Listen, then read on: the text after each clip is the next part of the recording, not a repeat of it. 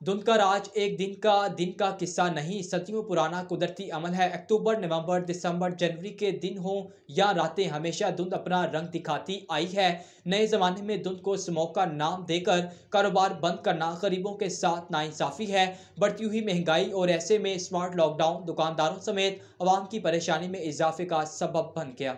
इन हालात में छोटे दुकानदार, दिहाड़ीदार मजदूर कमाएंगे क्या और अखराजात कहां से पूरे करेंगे? स्मार्ट लॉकडाउन की पॉलिसी से कारोबार मुतासिर होने लगा।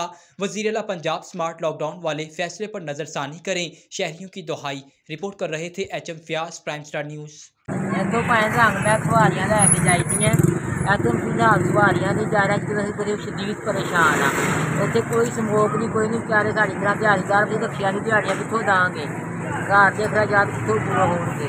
साडी मेहरबानी मौसम नकवी साहब जरा साडे बारे च सोचो। हर सर्दी नूं धुंध होंदी है, देख लो धुप्प निकली है, मौसम साफ है, जान के आवाम तंग करने वाला हिसाब है। सर जी हफ्ते में 2 दिन दुकाना बंद होनी है, असं खाना कितों है, किराए कितों पूरे करने ने, पी लैने न्याई ने, असं कितों पूरे करने ने। लिहाजा स्मोक नहीं की, मौसम बिल्कुल साफ है तो इन्हें दुकाना खोलनिया चाहिए। गरीब आदमी कितों खाएगा, कितों किराया देगा, कितों बिल देगा? महंगाई इन्नी हो गई है, समझ तो बाहर है। हाँ नहीं ये बगैर फिल्टर तो गड्डियाँ चलती हैं, धुआं स्मोक बना रहा है।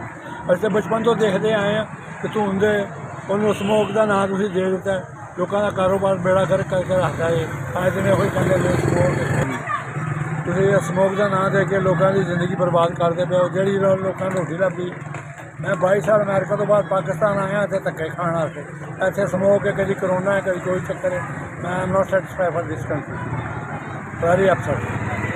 तो मैं चाहना वा कि आवाम वास्ते कोई बेहतर किया जाए, सहूलत की जाए, ना कि उन्होंने तंग किया जाए।